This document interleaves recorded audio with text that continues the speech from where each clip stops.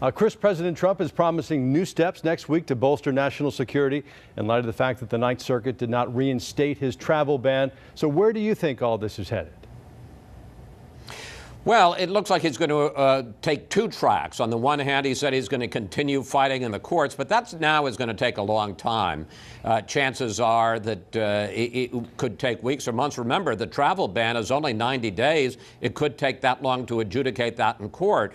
So while he says he's going to do that, my guess is you're going to see new executive actions. Perhaps he'll be rewriting the executive order. Perhaps he'll be taking other steps to try to protect the extreme vetting, that kind of thing, to try to protect against people who wish us harm coming into the country.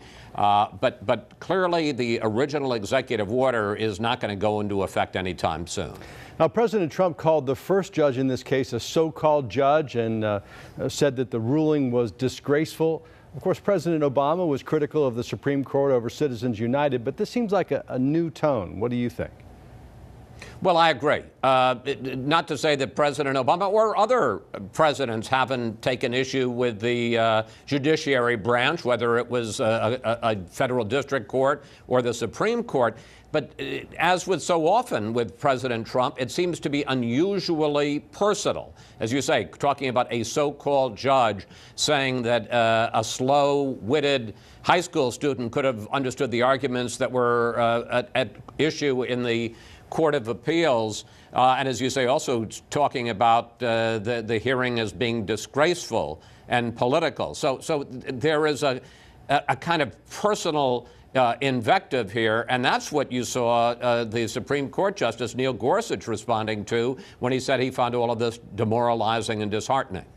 I was going to ask you about him. So what do you think about his confirmation, and does the fact that he has shown some independence from the president help him out in any way? Yeah, I think it certainly does help him out, because to the degree that you have some Democrats who are very concerned about this president challenging, and especially given the rhetoric we've just talked about, challenging the independence of the judiciary, to have his Supreme Court nominee distancing himself from some of the rhetoric from the president, it probably helps him with some Democrats. On the other hand, you have this very odd thing, because as I say, this actually could help the nomination, the confirmation of Neil Gorsuch, but then you had the White House denying that he was referring to Donald Trump at all. They said he was just making general comments about, when he said disheartening and demoralizing, about attacks on the judiciary. And the question I would ask, and you could ask it yourself or your viewers can, who other than the president has been attacking judges in the last couple of weeks? Right, exactly. Georgia Congressman Tom Price sworn in today as the new Secretary of Health and Human Services. So what's it going to be? Repeal and replace, repair, and what does the timeline look like at this moment?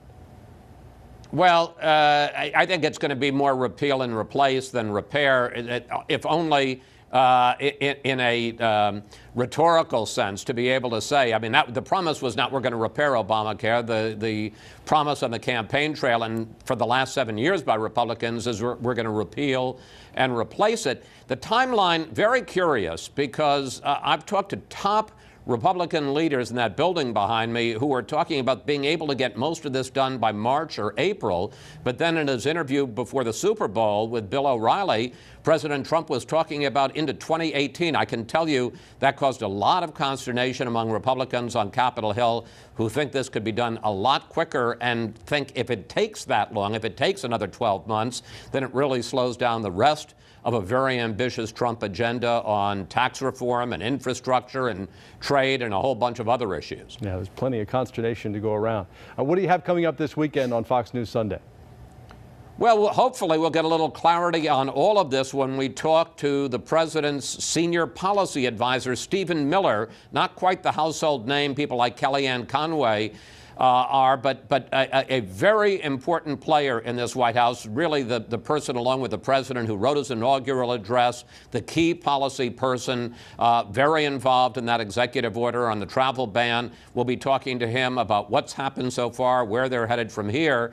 And then we'll be talking to Senator Ben Cardin. He's the top Democrat on the Senate Foreign Relations Committee. We'll talk to him about an effort to push back, whether it's obstruction, whether it's loyal opposition, whatever you want to call it, by Democrats pushing back on the Trump agenda and some of the Trump nominees. It continues to be like drinking out of a fire hose, doesn't it? I was going to say, other than that, we got nothing to talk about, Russ. All right. We'll be watching as always. Chris, thanks very much.